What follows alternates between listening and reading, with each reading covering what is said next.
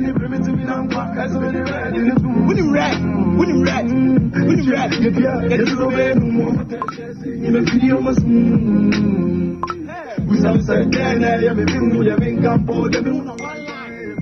moon online.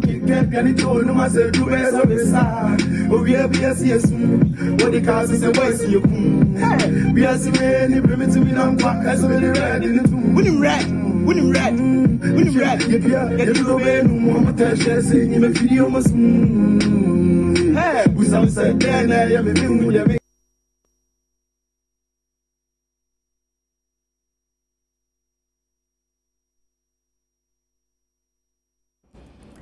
Ne de ya hwe niama ora risa kimodru wa ha na anope ye hye hu kran enti ye beka cocaine asemi de me pese me ni oche bibi my dear friend. Today I want us to talk about encouraging yourself from within.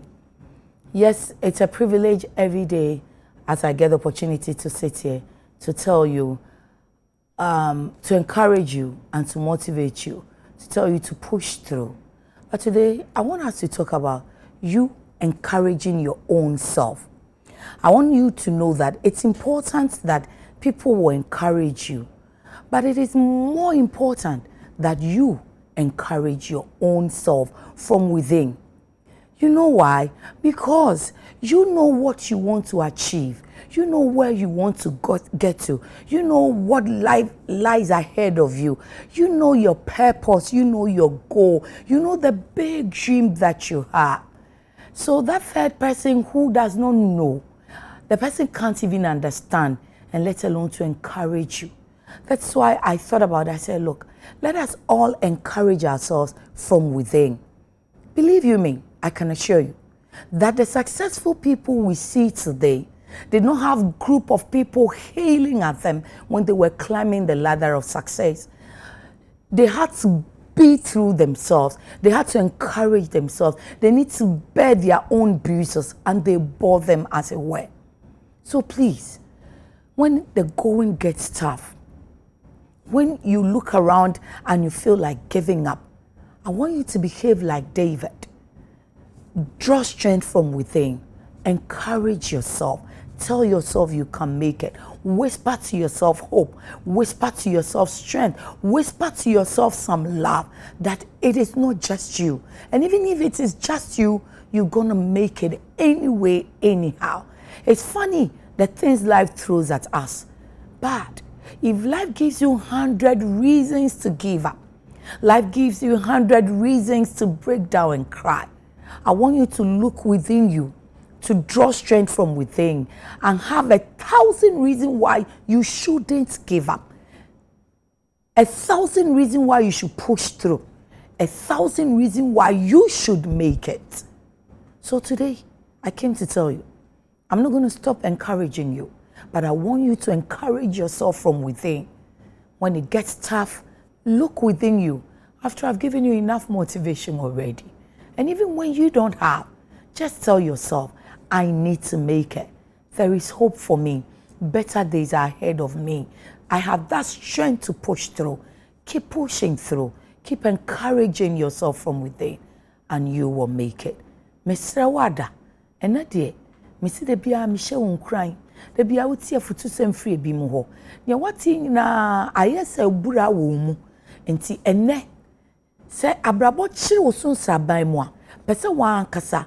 Unya hodin bi free wo mu na wo hye wo hu kran ane kasa kire wo hu kansempa no kire wo hu eye din a entonsa nka se enye ye mawie mabre ka kire ho se ni da so ho ma me metimi ahodin bi wo ho de nti a me kasa ye ne sa no won mu a wo mapema kwa animu akonkan won mu mapeja wa abrabom won mu maduru o ni so ade ni o mo butaye ho o mo di ye wa abrabom no ebra no o mo koso no enye se na ebi mu wo ho a o mo gina nchen a ye yire ho mo u koso yire ho mo o mo enya bi mu am anyi wo mo so ti na ya ye kakasa bi mpo se nipa di ya na dofo bebre success has many friends cause ebra na nipa ne koso no wanyi obi mpo am wan kan che ne se ebe fa ebe yeyi enti pim ko wanim nanso ono a de nsi yo na nwenta so nya hodin bi firi ni mu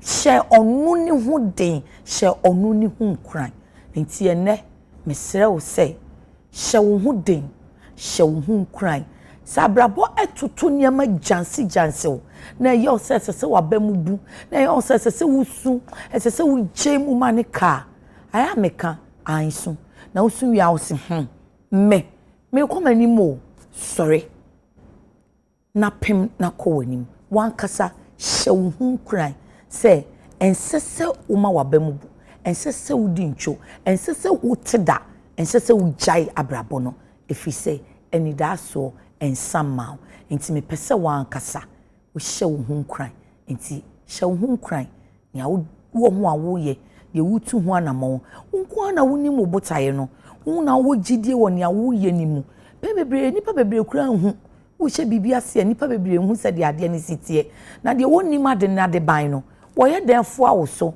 wo ye den ti ade na se na wo ko na enye ya waka cho se yire wo hu ne beye ono kura ne beka se ja emfa forget why na ade ne de we mu kura ye ya anye yi na so woni mo da ya waso woni mo ani so ade hunu na woni ba bi a wo pese wuduru no wo na obetumi aka kire ho se ade we esese mitumi ye efise maso ho daye na mehu nti meye nti ka kire ho se obeye na ebefa mo se obeye ni sa nti encourage yourself this day, this week and this month and the rest of the year ebefa dodo. Mr. Rita Kimodro akwaba na mo ti saying adom ne din ya ene din ene so de obeshi akosia sapon experience woman ono so the experience be ba become cocaine de wa kire yen se de ye no meyam shi ahye me ya fanya ya recap se metia wati ohefo ene UTV mpanifo se da bia mama ya kwanya se da bia betran ye ka cocaine ya na kofo dwen se bia ye boye tiremu na ekeka ya na mentan show video but it decided say na me chire na nkofo de omo ani ahunu kakra ana se niam kakra omo de frefra na omo de benya cocaine we kura video na nsi esi ba bi onya liquid no okay ya fe no de ida ammonia powder ana se quick lime ebe kwa akofra na later eno abema the cocaine paste okay dunya paste ni wi a eno be kwa akoton ama drug lord no no nso de chemicals bit say acetone and ethyl acetate abefra okay we dey abesone so na dandan ni no ma dra no benya white powder no a ihunu as cocaine I just say every stage of this cocaine no harmful chemicals in kwa because ahaban no otwitwa ye no a or the cement powder dey be kan cement and o dey aguso edru ba bi no or the petrol gasoline petrol yeah. In fact or the kind of battery acid e baye no kakra no de gum yeah enti bibia omo de gusu bia no eye wudru enu ntina ya na se yakose cocaine na public ne ka se 300 and ahi million na mon ton ma pharmacy o hwe ne ma e de fry ya na me busa bi say pharmacy be na beto sa ne ma we because enye wholesome on say ya kase cocaine e wo medicinal benefit enye nia e wo street ne so na enye nia ya season no e na wo sa medicinal benefit no ya woni ya produce no wo labs papa gasoline ne sane maniemen enim additives no ya sheda ye ne wo lab ti say can derivatives be bre cycle no mo ye ne say eno no so wo kwan fast na haban na ya o mo de okay no no mo ye no say dia cement powder battery acid gasoline there be say we ni pair be nom no acid dro ye de be ye empepi na de ye de nambi place for surgeries okay no anesthesia no anesthesia local anesthetic okay cocaine one of na yankasa na ke local anesthetic in the 18 ho baby na omo discover and that was the purpose mo be hu say aya addictive no na omo ejai ni you see and omo limited to surgery to say dental surgery nasal surgery yeah no kran rarely used because you know synthetic ones about omo derivatives bit say cycane other forms of cocaine na ya omo di ntinye ne ya na yakose no no enna ye de ma pharmacy fo ntu to ma pharmacy a enye yi se na me boss be kan se se toma pharmacy ne be yi ne manipa na ode kɔ no so nkɔtɔma pharmacy aha nti wo hwɛ niema ye de afrefra no a eduro be na ye numa kɔ ye mu a ye de sebe gasoline sulfuric acid ebefra ama nipa no makonimu ti akire se nye nia ye se no cement e kan already e kra ti ma nsam hwane eni ade na hwɛ eniema ye ye de efrefra ya ntina empepi no cocaine no no a anase ode hu kohyemu etimi esai nipadua no because of eniema bebre a omode efrefra no ena we ni ko omu wi ana omu wi ya abaye cocaine na wi no nso no nia ono nso beton no ono nso de eniema befra to increase the quantity. Yes, to increase the quantity. Man 1 kilogram, so you have 1,000. How be so double it to be 10. To also the niema ebe frefra. Okay. Ti obi ane nia o de be fra ne de. Baby auto cocaine na be kire nia ono de fra ne de. I see. Eh na picture we nso e asai nipa no. We ya effects ni bia. E friend cocaine nose. On say omo sniffy and so much not cocaine powder no because of hydrochloric acid in your ne wom ni at the time no ohwene no septum na as a cartilage ne wom no it free ho there a symptom we chemu ma ni ma ahomema it free ho nti bi a pictures sa no wa hwe abeye mfie sen oh depend sani American depending niema ye de fraud de no o source of cocaine no ene niema ewum na be kire how a be sewo entem anase ebe delay kakra nti e depend how niema wo wudi na ohwene ye wa abonten frama fa ho enu kura na atuo na ne ekoduru yam dia wa kra wa wo mrebo wo nso no so one effect wo kidneys ne respiratory yi nyina so e wo effect a ebe mandas part of the long term effect no eno so wo niema ebetimi de abre nipadua no I see me who say report na ba 2025 report and ano ne ka ho asem no na what am I fa kakra bi say ye nhwe e free 2005 e ba no ase cocaine ni dua no sura na eko yi coca plant no ni dua ne ma form anti you hear report na obeka tro say the key message e won say cocaine na break on one record into the record now set here no was break because we hear production no of coca illicit coca plant na we 2023 dodo omu edua hectares dodo omu dua na dey be compare 2023 dey na 2022 to 2023 na tim say ekosoro kwa na ekosoro nyina so ye when Colombia dey no eshuti a Colombia dey na on deep green no the Colombia production kosoro na say coca bush na cocaine production no so akosoro because they are the leading producer of the plant no omo de ne koso hwe yi na o my Colombia dia be 230 something thousand hectares na omo ho so ase wo pa katel ne de hono omo twe papa omo dua for medicinal use and ase de omo de pitin wiase ama ase nkrofo me ya medicinal use de hwe amount of coca bush omo dua kakra bi na hia for me because say na nkasa no enema e di cocaine as medicine e di ye no eswate. Okay. There are so many derivatives ebenya etimi dia yes surgeries. Okay. Enti kakra bi na nka bi hia ba hwe dodo na omu dua na we illegal and as illicit cultivation that is for illegal drugs in the cocaine production. And Colombia no wo ha ye na say reports we wo ho dia WHO ni UN omu ntimi nka hwe nkire o man Colombia. Omu ni omu Colombia aban ne kura tia. Ono create because say ono nso ne mine because the cartels ne troubles bebre ba some money bebre report make sure say drug related violence in Ecuador a shooting up was say I'm reading figures na my figures be number of people like kumomo as a result of cocaine related violence in Ecuador a double ewo ho eti enye say onu odua keke no esade how ebre ono ane mine no. Okay. Yes, how bre Colombia ona because ko history mu kura na efre obi Pablo Escobar obi aso ne cocaine godfather. Emra no ho no otimi ekum Supreme Court judges. Otimi hijack na kidnap a whole a state machinery. No agia boso. Okum ministers chese onso otimi rise ya kudru parliament. Obey MP. Ena opposition ne kasetia ne businesses no ehun abufuo ne niam ode ye no timi hijack a whole plane a blast just to register ne displeasure I see. Yeah, ma Colombia be yeah so like ungoverned troubles and quantity America ne koboa wo mu. Nkoboa ma ye two. Na say say dey wo mu nya free mu papa.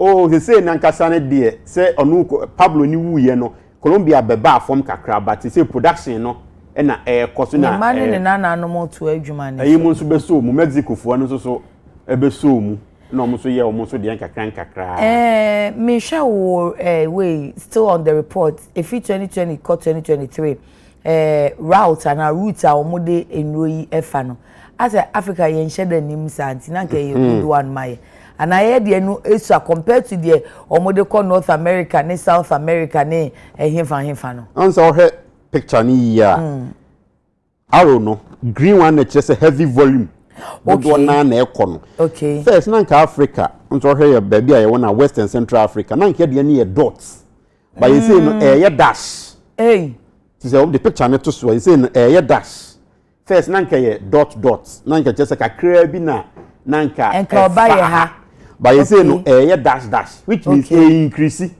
if dash na you say obekọ thick black lines no you say thick black lines in so you know now obekọ thick black lines no okay I've seen Western Central Africa from Southern America yes to Western Central Africa so the free ba no so na dot and the regions in top of be na ba no so dot kakra bi so nam so but you say the free okay there free Andean countries you know Mexico no e be a very thick no near omo de come Mexico ne America no but me hwe de ba ye fam ha no okay de ba ye Central and West Africa ye that brand ni okay okay me who take as a road markings no yes white but we a black I call West and Central Africa yes and remuno report ni so can be say nka first countries bit ho na obo Ghana din no obo edin o say nka first countries yes obo countries bit say Turkey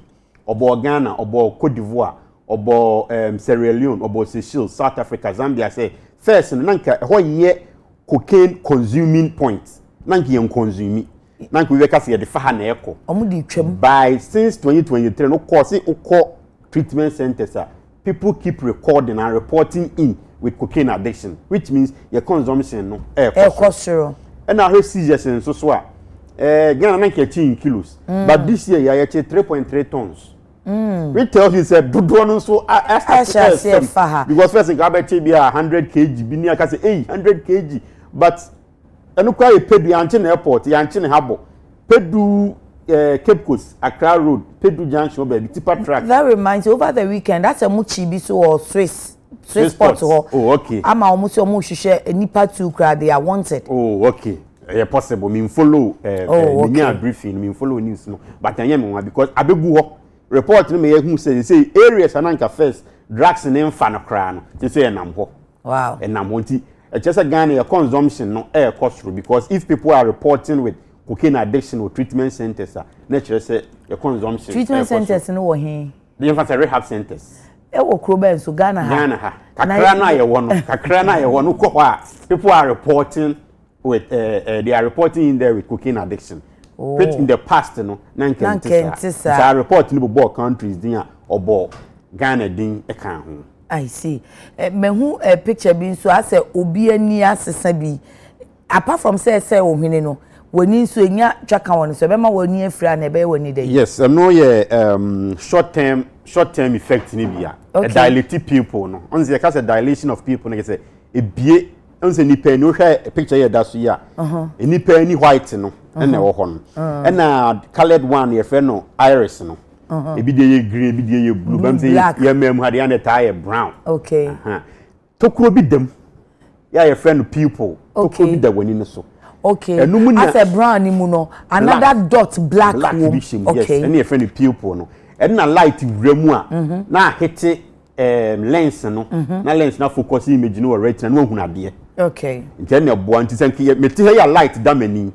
By now me people no I constrict and I say I close I catch you. Okay. Say be a light be brain no enwrem. Okay. But sanke you doom light nyina na o hyesumu a na ebie because a person hunu ade. Okay. Nti na be say na yakopon bo no. Okay. So I how da dem na dwene be a doom light na obi solite prekopa ehɔ na abon se wakata wani because ehɔ no at that moment na doom light na o pupil no ebie a dilate okay but your so light na na be can't to be kata wani first na akatwom ba wo fa cocaine na say ye awia say ya no pa say ya anwumre no e dilate pupil no ntia bia wo pupil na bie okay na excess light ewrem ebe blur vision because the closure and I said the opening of pupil na boama e focus is ade ne ben mi say a light wo ha no eni no tokuro ne be ka atwom what me focus mo hu specialize in so ya esi wani mu but emu bia excess light be ko intentimi focus yi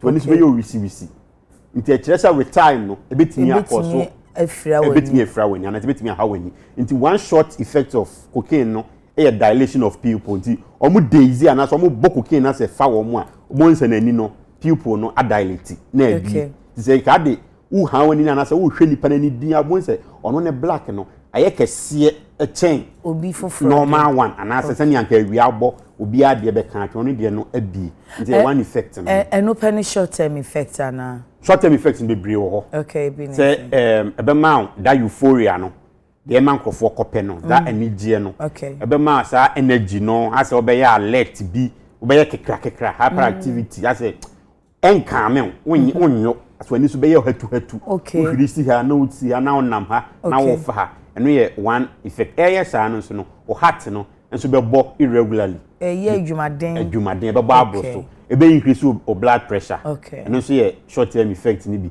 ebi won so timi koso nausea o fabro so a ebetimi ama wafefe ohun ena mfifiri bone nso timi efiriu ena ohumi nso so a ohumi no ensisu yi irregular respiration eno so some of the short term effects no ebi no okay and a long term nso long term effects ni they say the issues with the law everywhere because mpempe no fefa niam we ya utimi eto emra aban kukuma na aban asem okay because faneso when you blur vision na utwika na dia akobo obi ana se woni so ayo hatu na akotwese ka dia akotwa obi ana akobokro no because omo pedro no a ne boedin nti sika na odi beto ne ade ntema muti engage in some of these petty crimes and no betimi do akọ ebe drain financially because drug na nankasa ne boedin ewia long term effect ba akọ say ubenya irregular and also ubenya issue with your heart because one my heart now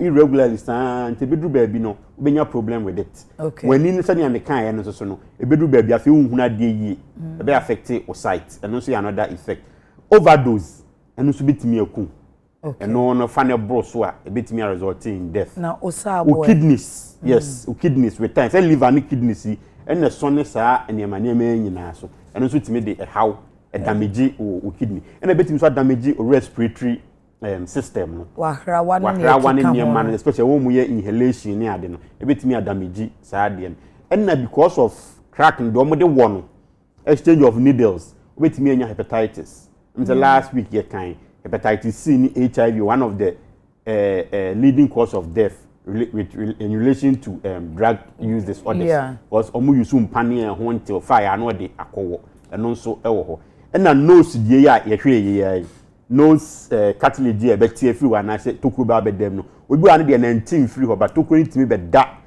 uhwe nipa hwenu mu a inside ni say tokuro ni da inside left and right tokuro no se na ko obi abo na soma na obi abo ne hwenu no tokuro no emutimi bie na ani ayeko etimi so bie si wanum I see wo hano timi bie na si wanum tokuro na pie wanum because the bia odi hye wo hwenu mu de hye wo hwenu no ewewe ho say acid wom nti ewewe ho they no so some of the long term effects ni bia and sign addiction almighty addiction I feel ba be addicted and I say cocaine use disorder I feel o te ho ba bia enye yi unya cocaine ni bi nom ya untimi nya adwuma bia nti be ka so wasai and I say watomu ntenten to ko get to say onkrofo bi okra na o hu ne kwa ha ba discussion fa nkonom bi because nya o ye ne ho no ana ne ye no without the drug no obey omobompo na say wafi wabeto cocaine no enten nti addiction no so another long term effect a bitimi a resulting from cocaine use. Great. Next week you're very breaking the addiction cycle there obetumi aya obetwe mu free ho say ya no mo pepa ne so mpese o mu jai dia enu ne nkomo ayi bi dia no pay that pa Ora Risa Kimodro, Deputy Commander, Greater Accra Narcotics Control Commission, and yesua de fa cocaine hono. Na chese wo hwe saa powder no a ebinumu hia na amrante wa. Mo na me ne mo kasai. Ene nkokrafo amutrum afu dwene sabi. Nanso mo si muntumi nyai. Ti wo hwe pa se cement ne keka ho gasoline ne battery acid ya. Ye di gusu ya wo se eno na obefe ya. Obua wo ho ani. Ensa kra chrote fansa de ma de wasei. Na papa makebra mbɔ ni obisa se wotuwe wasei ya na wo de cement ya gumu. Na wo de battery acid ya gumu. Ne ye ken ye nka wakoma na jai. Wan kasa wo nipadua na oda achinti. Se wo do ho pa we enya de abeka se I love my life, I love myself. Me ye. Emwa. Ntinya adwen sacha wate ye kwaba.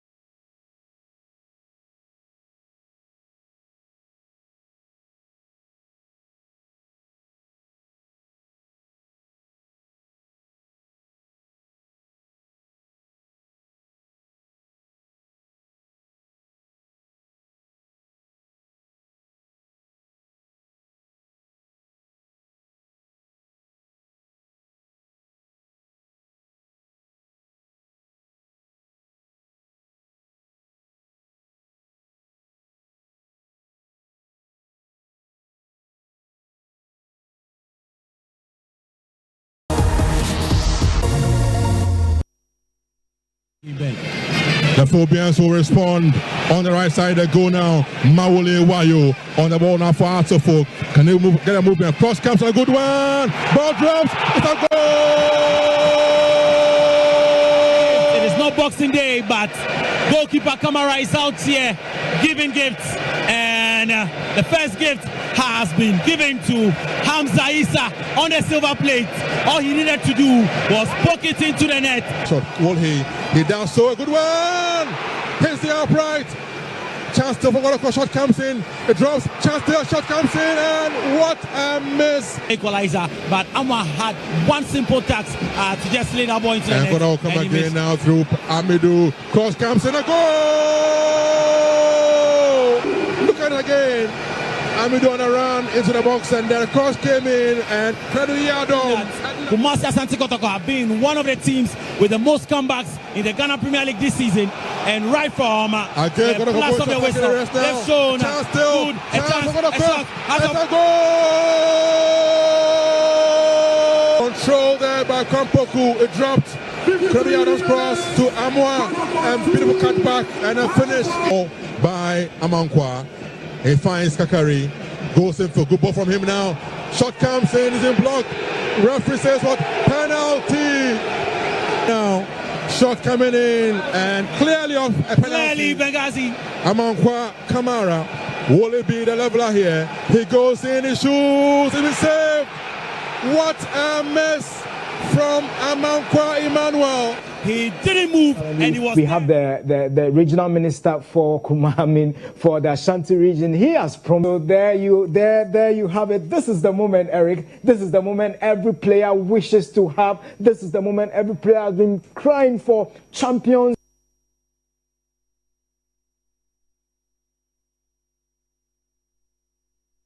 Credu Yadom's cross to Amwa, and beautiful cut back, and a finish by Amankwa. He finds Kakari, goes in for good ball from him now. Shot comes in, is in block. Referee says what? Penalty! Now, shot coming in, and clearly off a penalty. Clearly, Benghazi. Amankwa Kamara, will it be the leveler here? He goes in, he shoots, it is saved. What a miss from Amankwa Emmanuel. He didn't move, and he was. We have the regional minister for Kumamin for the Ashanti region. He has. Phobians will respond on the right side. They go now. Mawule Wayo on the ball now for Artofo. Can they move? Get a movement. Cross comes a good one. Ball drops. It's a goal. It is not Boxing Day, but goalkeeper Kamara is out here giving gifts, and the first gift has been given to Hamza Issa on the silver plate. All he needed to do was poke it into the net. Shot. Well, he down so a good one. Hits the upright. Chance to forget a shot comes in. It drops. Chance to a shot comes in, and what a miss! Equalizer, but Amwa had one simple task to just lay that ball into the net. And gonna come again now through Amidou. Cross comes in, a goal! Look at it again. Amidou on a run into the box, and then the cross came in, and Credu Yadom. Kumasi Asante Kotoko have been one of the teams with the most comebacks in the Ghana Premier League this season, and right from the plus of the whistle, they've shown good a goal. Control there by Kampoku, it dropped. Credu Yadom's cross to Amwa, and beautiful cut back, and a finish by Amankwa. He finds Kakari, goes in for good ball from him now. Shot comes in, is in block. Referee says what? Penalty! Now, shot coming in, and clearly off a penalty. Clearly, Benghazi. Amankwa Kamara, will it be the leveler here? He goes in, he shoots, it is saved. What a miss from Amankwa Emmanuel. He didn't move, and he was. We have the regional minister for Kumamin for the Ashanti region. He has promised. There you have it. This is the moment, Eric. This is the moment every player wishes to have. This is the moment every player has been crying for. Champions.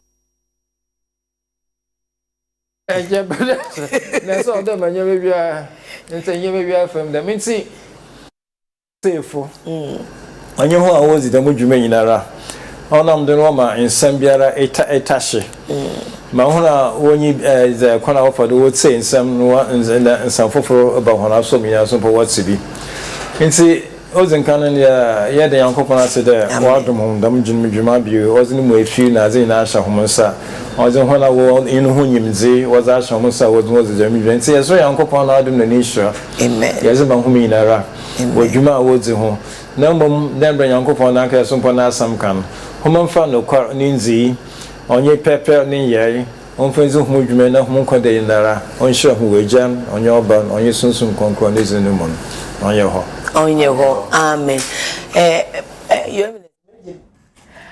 enti kad na abom pa ya ma ye die na chese kwan ni mu bie o se yemfa nimden adom ene nokre yemfa nya adwuma enu anso ne de be adwuma enti ne ebisa yi se ene ye 7th July has it occurred to you say President Mama Yesai no ene ne bosumi sen bosumi ensia pepepe ye de ni si ade so far how far etil saying ekoyie ana kosa bebre wo ho ubehwe ne nkrata no mudi abase na anu ya ye di afofida no taxes bebre abemfuntum akire amanfo se na ato is forcing ato okache ye say taxes fufu bi ama but as taxes bi non motor insurance tax here tax or VAT ya tumu 15% plastic waste and also a whole tax any ade o me bobo so on krata nim na manfo say uncle nya dem na nye kehen kadna obi say easy Cape Coast fanta nti mamuso mun kakakrai nya dem na nye kehen uncle mama enye ankan dem abazi no record yi nti enen krata no e de aba omo be bobo so wo ho na ho na me kai say aka 2 days na 9 February no container na yekoche no wo sapema hoyi na no so gold bars $dollars alata for be kan dollars gum any cedis bebrebe yi eche yesi ye fake me say na no me kan asem yo asemi mi hunu mi kan say munya na ni nyina ankoye fake o nti ba kokora anya papa wo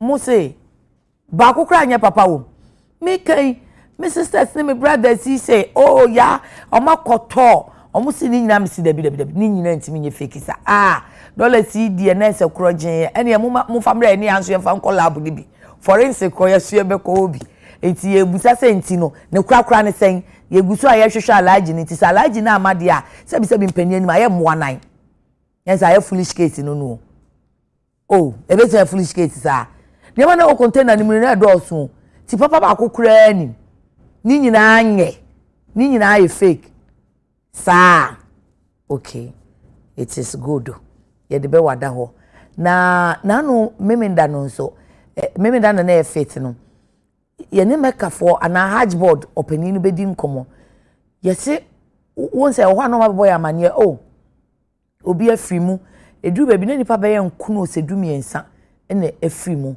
ebi wo ho omokoyare ye ebi onom nso ebi omu to bo ni wie ye omu ba no na obi tia obi ene saa ade no ye didi hu nkomo asabre na nipa nso na afi mu no ye di hu nkomo kama womu ba ye no omu be ma ye tie so omu ba nti omu ka se omu afi mu no kro omu ba omu be bo mabusuafo amane ampa abusuan bi wo Madina mpotem wo makobo mamane omu de chi afri mu hajia afri mu ama ehonom omo de death certificate aba ama abusuafo no so omo asom ama omo aye de omo kan janaya e de ama no na anu no memenda no omo wo hwa ma me na ba Ghana asem na making nti anopai ye besret Hajj tax force for no ya na animu di nkomo mo je enso ye hia nkyeremu kakra esa ebema na abusua no kra no ehu bi ni ade bi atom so nipa mo de death certificate nyina ba be kire ama abusuafo agi atum saa ala na de ma ala na agie ene wase akowu ewo akwantu mu a akwantu kronkron akwantu ye ni hwia ye be kan nanka ye mpa ye ne se okoi ala be san de na ba no wodi nhira ni bi abre yen ankoba ne sa na mo san de death certificate abadia yasom ya so mu no se na no memenda omo wo hono mu a Hajj ya de taxi abesi Hajj ya bafie ti afedi omo se ah enya Hajj ya ntina se ne ya saman ya bafie Hajj ya se menya saman asa agura asa sempa ye say Hajj task force ni bi kura omo frɛ omo se ye maame no ye nua ba no ye de hye no omo si wawuo no wa ba wo se wonye ghost o ye say ese wani che se ahodwiri sempa enti anopa ye bebusa Hajj task force for no say great Alhaji ABA Fuseni head of corporate affairs Hajj task force. Thank you. Alhaji ABA Fuseni head corporate affairs Hajj task force. Alhaji salam alaikum. Alaikum salam. Nana ya Ai mami ya ni. Mami ya. Yes Alhaji. Akwaba. Michia utifo nyina. Ye nyina nso ya je oso. Ye nyina ya je oso. Ye wojije Saudi nshira bebre abre yen. Yes. Mo. Yeah, me let say Hajj task force this year. Omo abodjuma nia NC ya Hajj da. Okay. This is one of the best organized Hajj ever. Okay. And the numbers and the quality of service, it speaks volumes about the work of the Hajj task force this year. And me Namidi Kanyeka said, Nipa Bia Nionia, Obeba Jumana, Otumidi, over about 6,000 people now. Bibia be 100%. Nipa to me Juma 100%. The Biani and Nipa walk. So I am the first to admit that yes, in the course of the idea, 1 or 2 things may not go right. But overall, also Janko Bekan correct. Obeka said this Hajj task force has done a yeoman's job. Okay. Yeoman's job would ye wish say and you bet me a casa, na mom Hajia Fatima Kasim.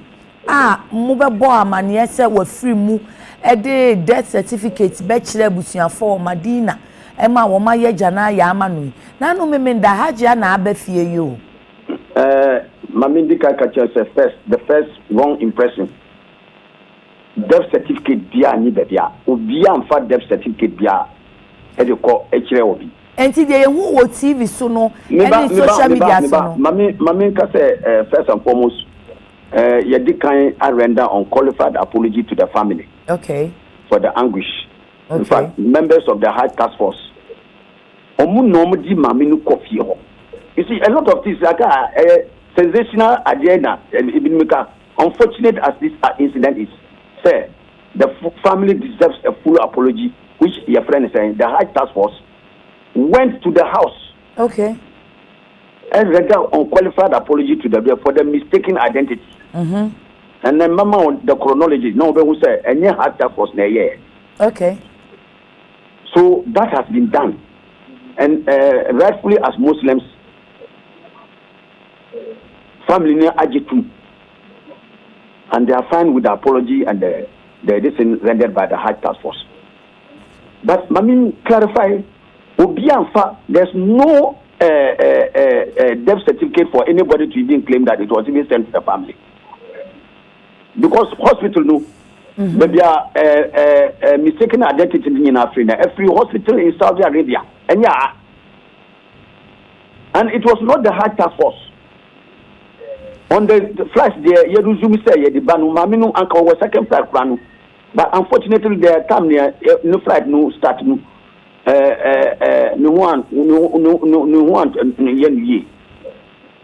Na or yare kakra until Yediniko hospital.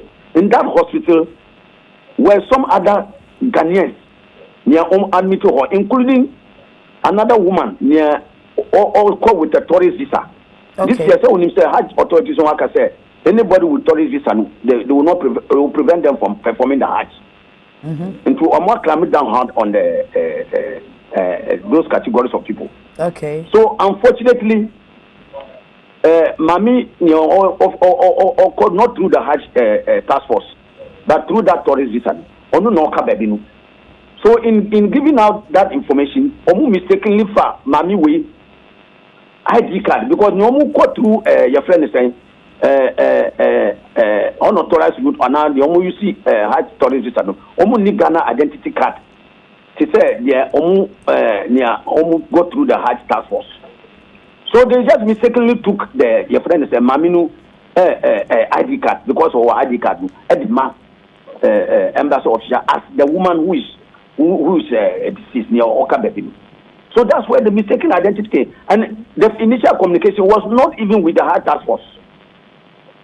Ghanaians who call the embassy in that country near taking charge of issues of consular matters and others about their citizens. Okay. Until the first in the through the mission. And so any mission no generated that information. It was generated from the hospital. Okay. So and so a clear case of mistaken identity.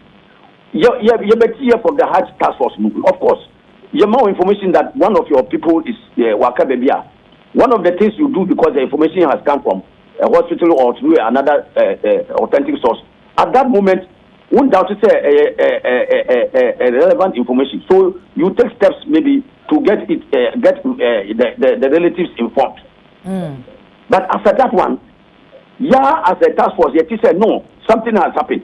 Okay. He had task force back to the hospital to get the woman through the cooperation of the Ghana mission there. And eventually I realized he said no, it was a mistake. Alaji, also the my chronological event. Mami explain with Maminu. Yeah, now organize hospital until your uniform hospital. Yeah, now organize travel document. Yeah, now organize tickets and money. Yeah, now she the airport and took her to her house. Okay, and see, don't worry. Let's just go back. Now chronologically. Any questions follow up beba. And see, Hajia Fati Kasim. Modena kwa kodru Mecca na Saudi Arabia. Every bank and Oyare and every bank and a report by a film. Yes, started your best year. They started the flights back home. And back even with the second flight back home. From Accra flights. Okay. Yeah. 7 flights in Tamale, 7 flights in Accra. So we have 7 flights in Tamale. You started first flight in your friend is Accra. Okay. And Obeba with the second flight. Okay. Unfortunately, you want to know. Now she was admitted to hospital. Okay. At the time when these other admissions were also there.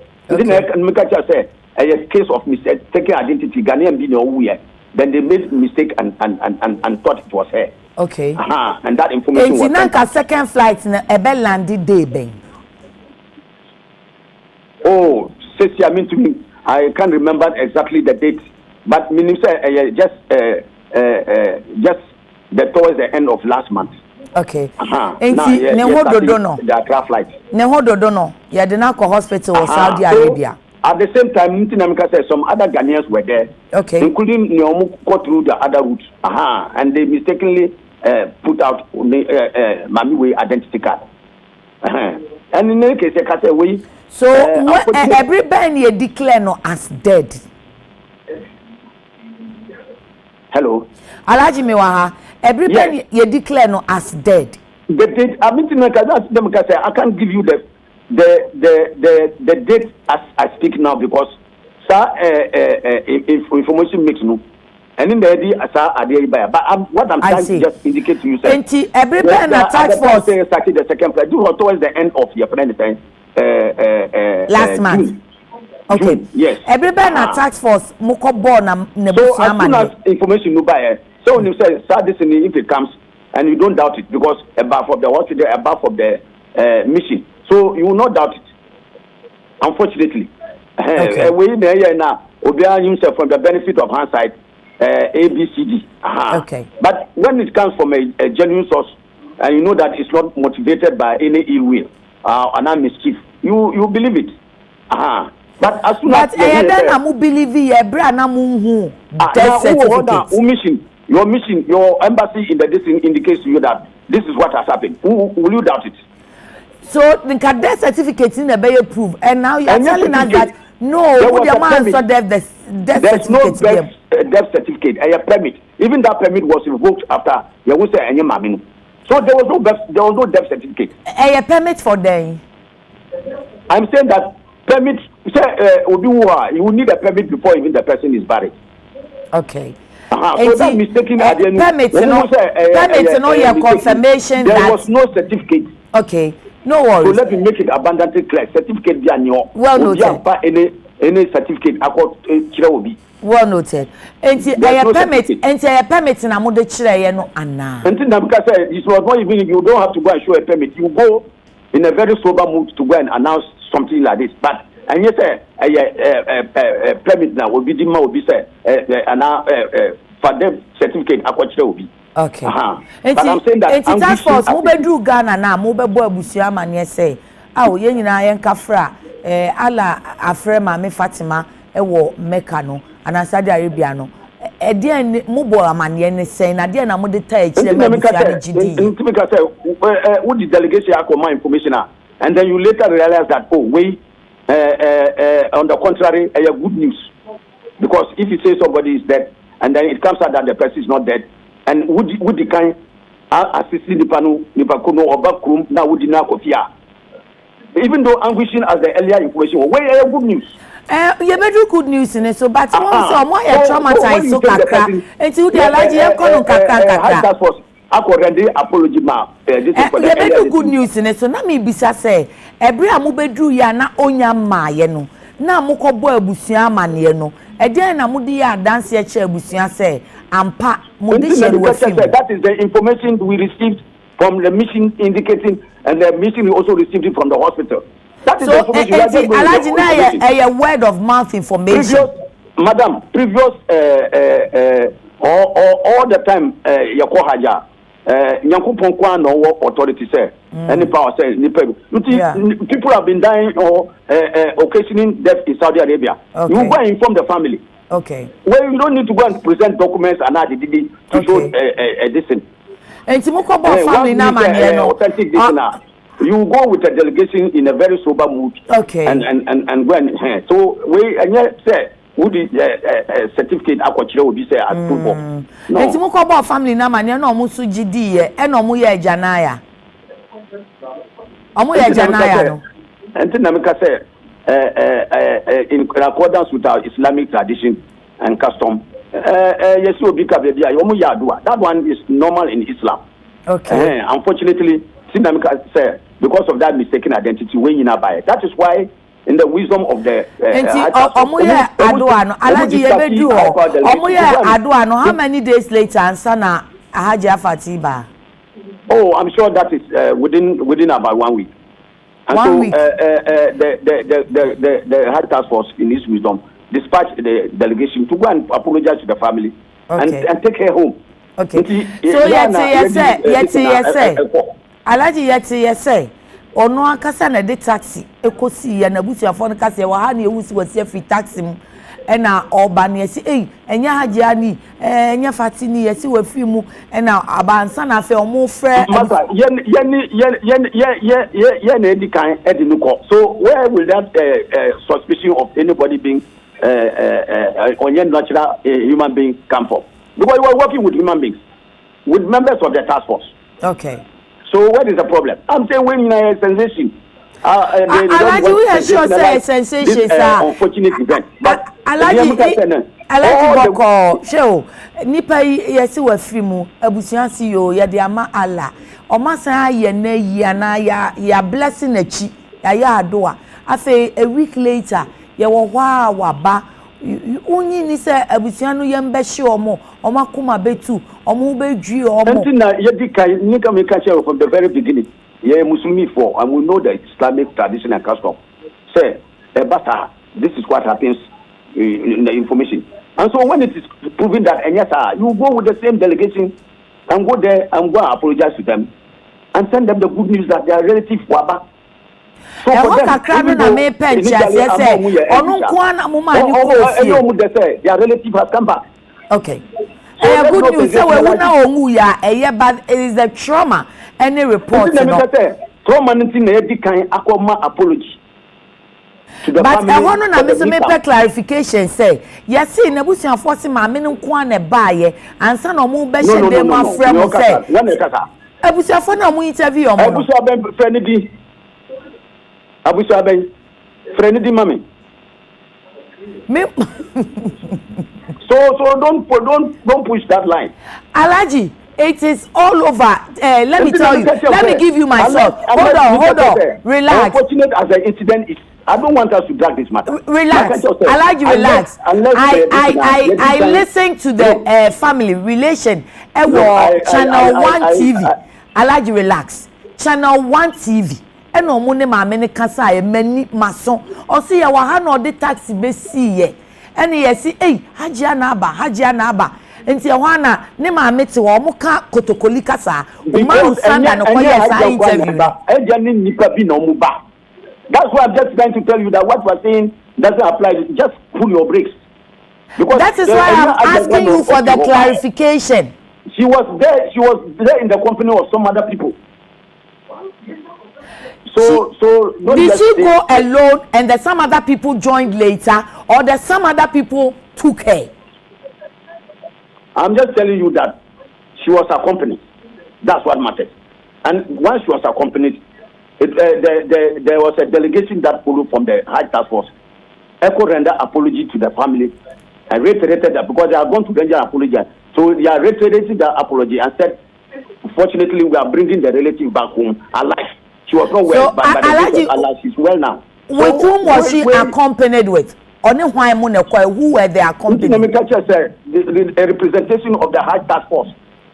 Also from Udimame.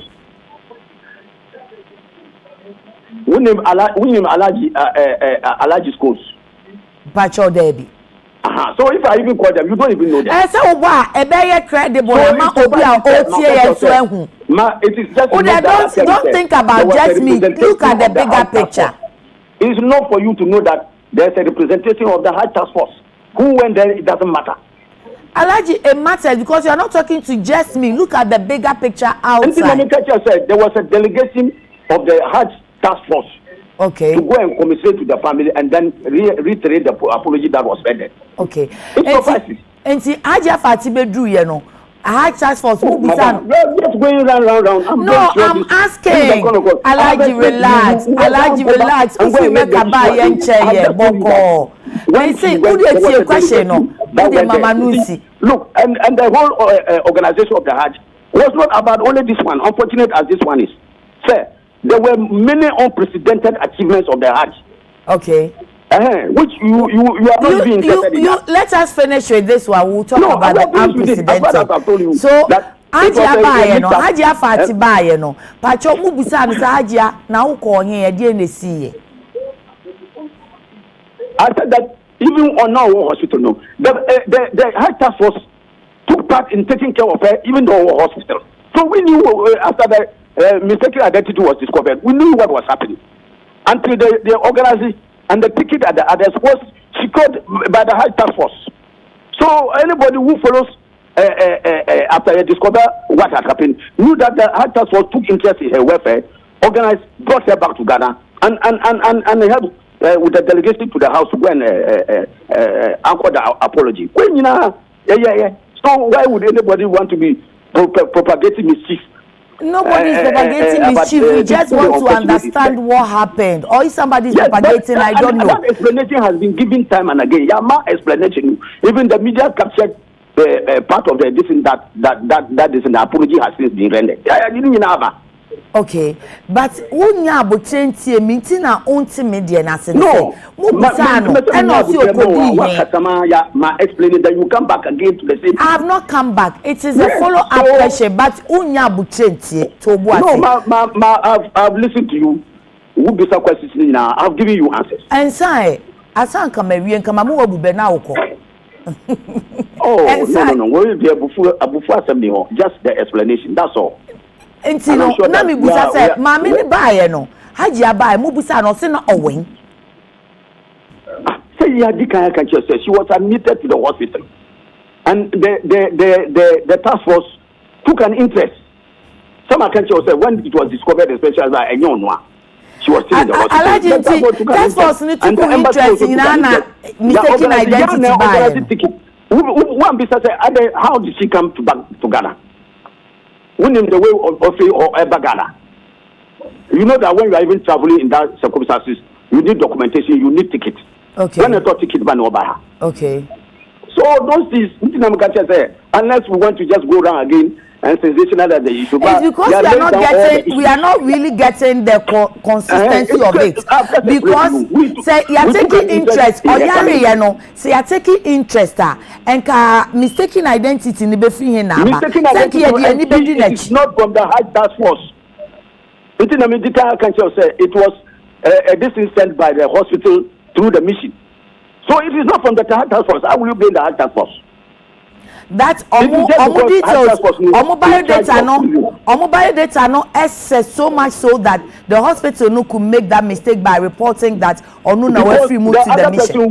The person who actually died did not have identification, so they mistakenly took that one as their identification. I explained this to you from the very beginning.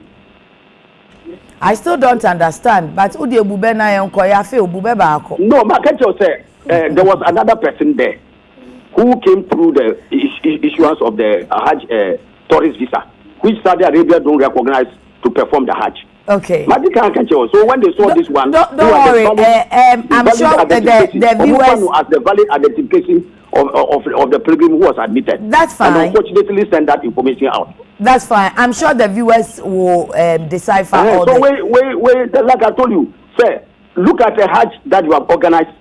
Unprecedented in the annals of your country, Hajj and Sibida, to move over 6,000 pilgrims. The last one, 2024, the maximum is 3,500. This one, about 6,000 pilgrims. Never before the annals of our country's history. I like you for time's sake, reducing the fare for Hajj pilgrims from 75,000 to 62,000. Yama free Iran. Yama so many. There are so many benefits. Their welfare there. The food they eat, Ghanaian food. They had one of the best medical care. They even and yet some people. Hotel. Mami say 5-star hotel. They are calling it JM. That hotel, JM hotel in Saudi Arabia. Okay. And yet some people sent messages home that maybe I do amukoto and they were not comfortable. And I spoke to the PR. I just tell you that these are pilgrims. One of the best hotel, 5-star hotel. Your friend is JM hotel. Call people in Saudi Arabia and ask them. Alaji, thank you. JM hotel. It's one of the best 5-star hotel. Thousands of the pilgrims were staying in that hotel. Okay. Alaji Edawa say it's agnerigu for afe or parliament. Ghana funds afe wa bebu. In situations like this, ebebe na bebu. Oh, masa. Nese said, yeah, unimnu anopa unsikania every na anadu. Okay. Yeah, so yaka uka declare from the morning you are free in the night. Okay. So with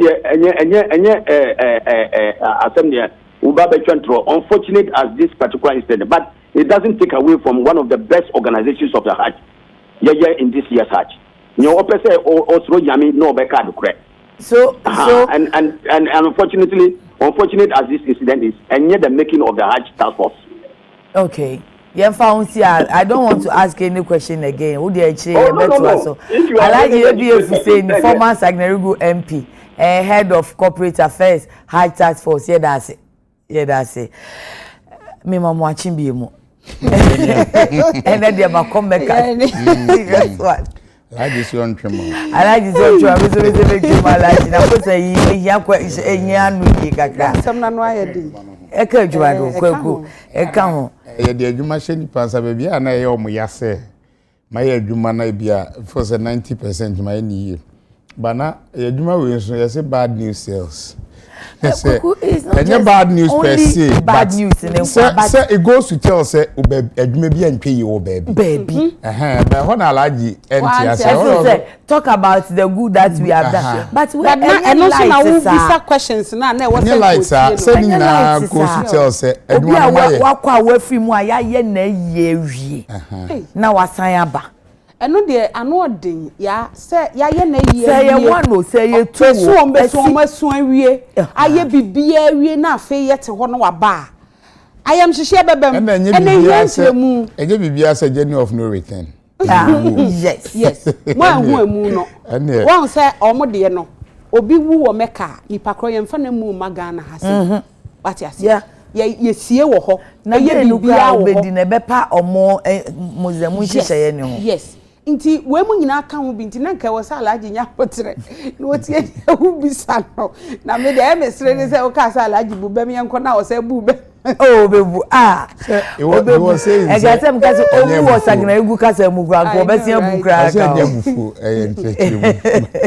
not so only in the conversation but one say there wo kan amayanya even though say ekwan bi so wan kire ni nyina mu ansi anwie kra no wa me yehun say o mu dade maame ne ba afie okay enye taxi ne de ne bae ehwa kakra no so no na ye percent yehun say maame na ne bae wo so mu ne twa ticket ma no wo mu ne ye baabi obeda wo mu na de ne bae sa ne o ma we nyina senka ye frɛ ye yi na wo bi se bisa yi enye no anka nyina senka ye hu no enti na me de me si ye njai ma audience no won say enu na aduru ho no omo de ba ai aduru ho hwe Alhaji Aminu Muhammad ya Alhaji ABF saying is peddling palpable lies. The woman Hajj Fati went home in a taxi alone. Bismarck Treme. Alhaji, please, it's human life we are talking about here. Take your time and answer the questions. Why are you so furious? You are speaking as if you're already angry with the host. My friend, so ya bought a many kakran so in Bismarck. I am wa kra. Say omodika feel say ansem no yakeka na me dey mean kan hwe comfort ye bo sister ya leave him why should I leave enko for pass me yetie lucky akwesi asante Alhaji has anger issues. No, Alhaji is a very lovely person, very friendly. I don't know why comfort ye bo Alhaji aden please I beg you don't center it on Alhaji. Yeah, we Alhaji Grace and sports journalist interview. Asa Alhaji bi ja oro si jam na minko. When so nka se nu nyezu. Adezo wallahi so yezo ko. Ko pa ko no wa fa Alhaji Grace and because Alhaji ye ja oro si jam na minko.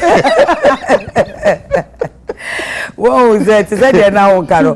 Alhaji bi efuse nu nim na on a normal day ono be bob commerce very friendly. But the issue is until say the enti say maami no ma be boy busuafo amane say wawu enti ama maami ase aba no adenti na ho ma pacha o ye forget it but here to me forget no there was yes am say on say dia ya pacha wa wie ni dia ya adwuma ya adwuma enti forget about kakra na ya pese e ka sha Alhaji say adwuma no de o ma ye hu o ma ye adwuma no ye hu no but maami no so de no so hia see ase ye adwuma no say ye bisansem Emma man na mo man for tiase ya Alhaji beti ase sa yenko na anya muti ho ana masen akola ni so ai abusian for the bon krata no ye bo awram na mimi kuta the Ghanaian point the ubokrata anopai wode nsem yenu ntime ka bom wode opanyina wono na oye coordinator ema national security wode nimfo nyina to ha na wode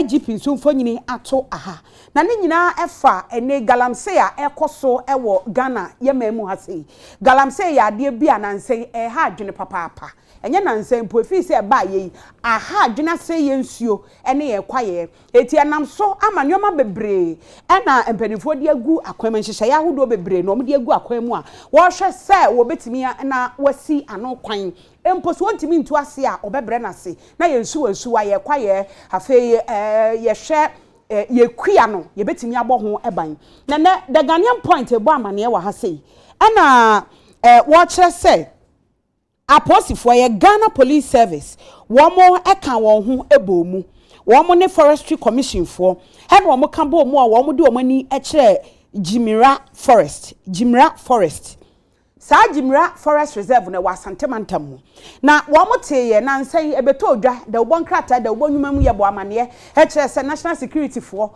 yes wo mo esode ana wo mo kọ emiamia ahodo wo mo kọ a wo mo so be national security fo ebu o ha kọ yes national security fo oboban ebu o ha kọ yes national security fo wo mo aba wo mo ba be cheche galamsey fo na ekoba sei a na national security coordinator abeka se da bi enye ye nkrofo a na we mu nyina ye nyoma bi a aha adwene yie papa wo ma bo hu dawura kan eti we di o mo kọ wo makwakochi enipa maako enum mienu de o mo so mo na mo ye national security fo wo mo na di wo mo ho kọ kire so mo ye national security fo eti Jimira Forest wo no wo makọ mo kwakochi nkrofo na sa Jimira Forest no e hotspot ye ka galamsey ya wo mutu pa e wo empotamu ho na ye so wo kosa na wo kire so ye national security fo ade wo koye ne se wo mo ekọ na wo makogege nkrofo ne oma mo di tuo kuta wo mo ko makogege nkrofo ne oma wo mo gigi gold wo mo gigi sika na wo mo gya wo mo no mo guso no mo etu galamsey no enti so obi foforo kopam se national security fo aba ha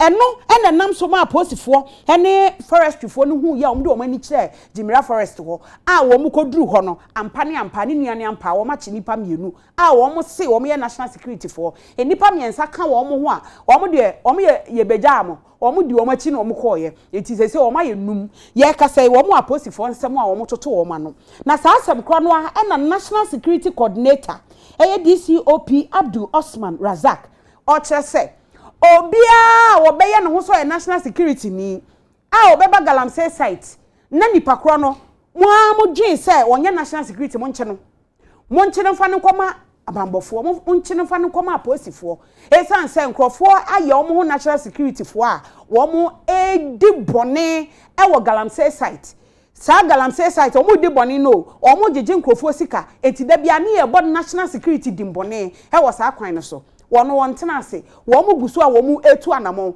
a wo mo do ma so atoto fom ate mrante na gumu a wo mo guso eye sa adwuma no na ekoba se ye ma ye hu papa no ene ye hu bone no ha so mo nyina funtum fra wo mafra enu nti kwan bia so no so obi ba na odwen se nipa kro no onye national security ni a ekwan a obetimi afa so ne se hwe ne peposi ni bi bonamane ananse na forestry commission for no bo mama ne no omuntu anamo enso nipa kro nim se eku na yema emra no eninini eti wei eye ensemo a aba bepiem ewo the Ghanaian point de obokrata ni mu enei wo bomu amane mafa daily graphic na katafe di kan ha ene bebie toso miensa aha na sukufo afie di kan me kire nto aso school university omampani ebo nto na oka se obehwe na omusika sem no otumi aboa ne no na omadi hu dwuma ewo epie mantem ahinkrokofo dua na eho na mampani ekoka se edu ba bia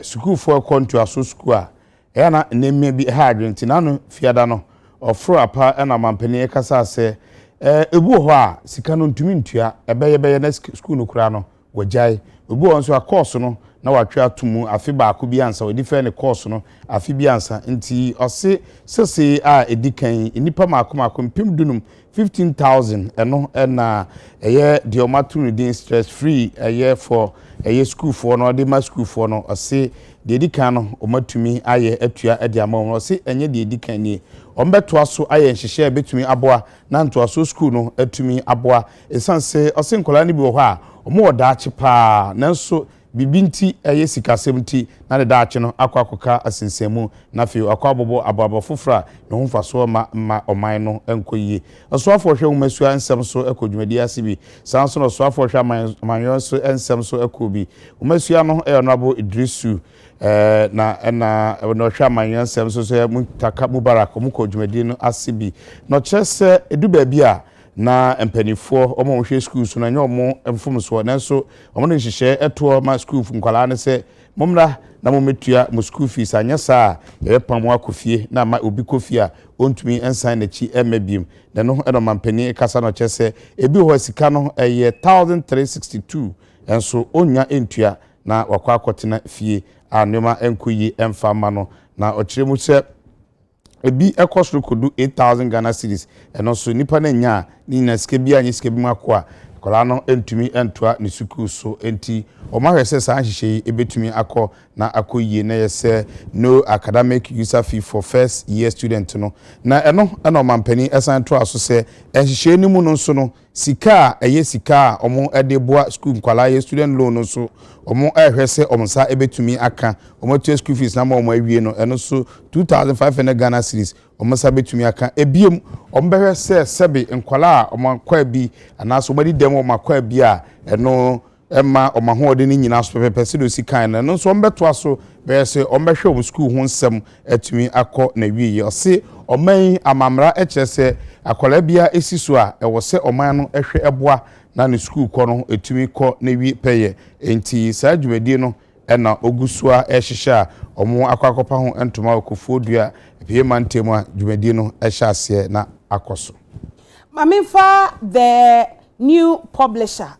The new publisher the Ubokrata no kratafe tosumienu no che say emrahye bedwam wode ababetu edwa se edwada ne memeneda wode ka ho se emrahye bedwafo na edwada wo mo enko emrahye bedwam gise bibi gidigidi na aba esese ye to nsa from eno so so ewo enne bi esese ye ka kire emrahye bedwafo na ansa na wonom aba memeneda nso wo mo entena se ana wo mo nko emrahye bedwam enko nkodwendwene Ghana ho enko hyehyɛ mra mfa ma yen nanso so ababeto edwa ama majority leader a owo emrahye bedwam kire edom kese no ba no dani ena opanyina wo no ena wo hwe government business so wo emrahye bedwam onmonyamfo mahama yarga ena wode asem yi atu edwa se nyame ya adomu a wo mo de dwada ene memeneda eka wo mo settings ho wo mo ntenase no wo mo de ka ho ni nyina no opanyi ya kyerɛkyerɛ mu die enti esese basa wo kyerɛ wo mo ehwɛ nneoma egu wo mo animu a ɛdɔso yie papaapa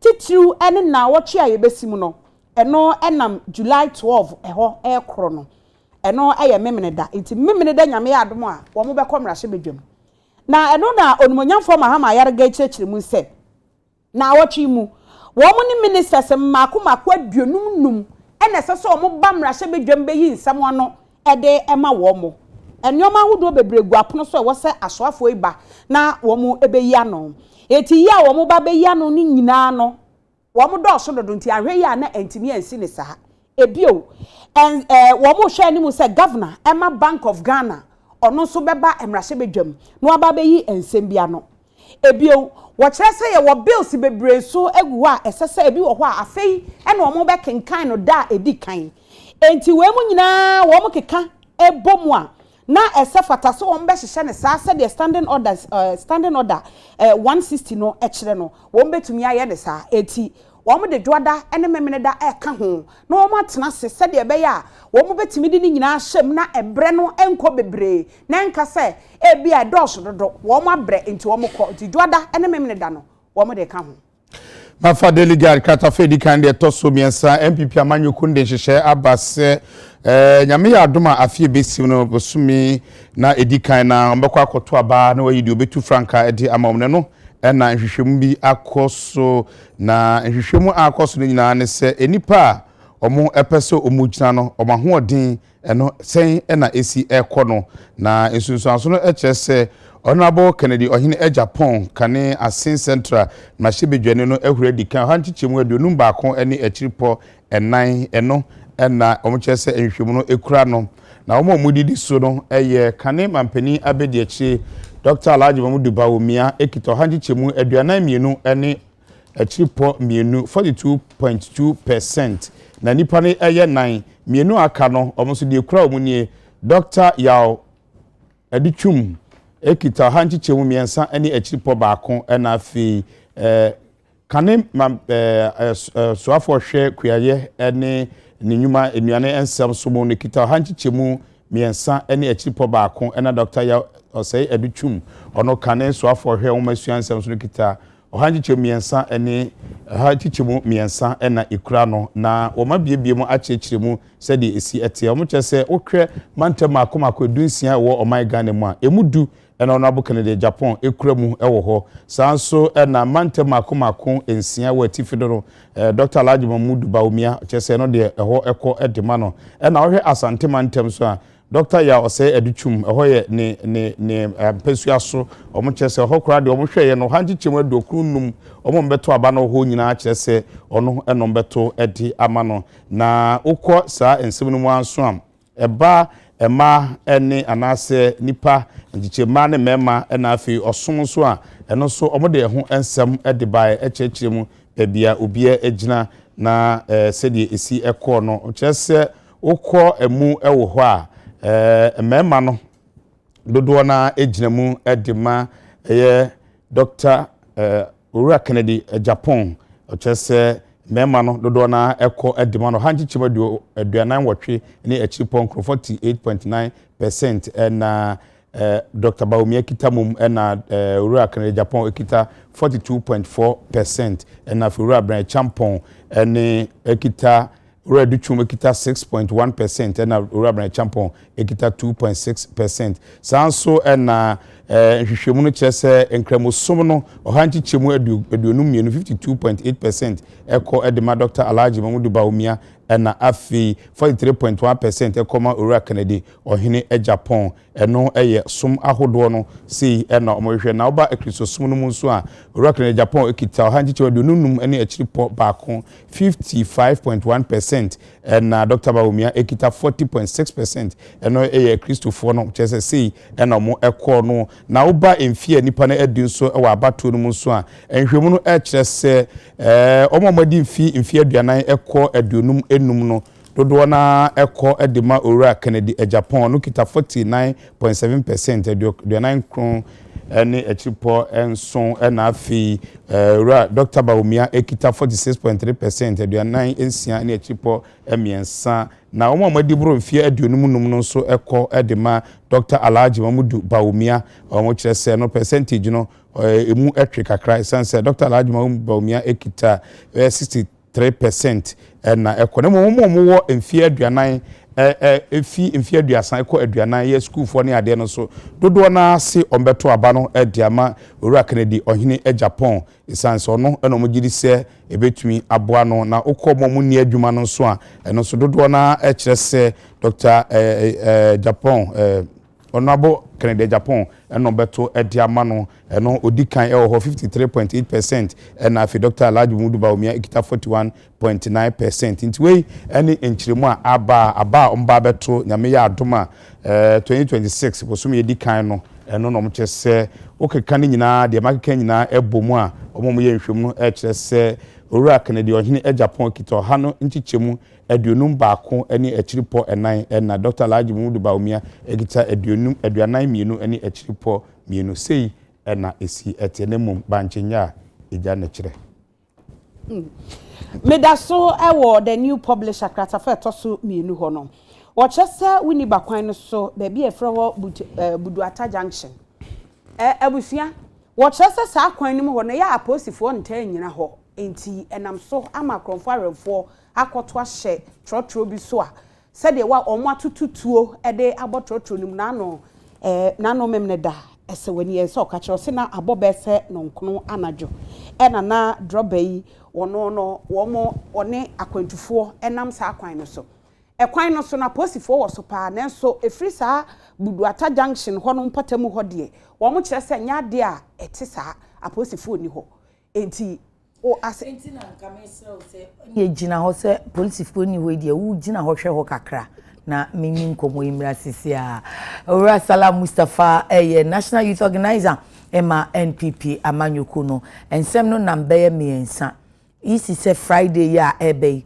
onbe rerun wo be 19 centers and polling stations wo Ablekuma North MPP say yempe enen so nkrata ni bi so ebo amane se minority onu owura Mustafa Salam yadi atudwa se ene minority for ebra se no muntina si ya yo o si omo enanti akoyoko adenya kaneba fast talk pani Abdul Hanan onu nso kodi yoko no wanya bill enso yoko fu nyai no enti work no ase eno no ansana ofa sabidi ye de no nso awo no salam alaikum wa alaikum salam mini aba ya kono man bibi aboko de nyame adom mehu ya pa anope ye da ase ye ni kai ente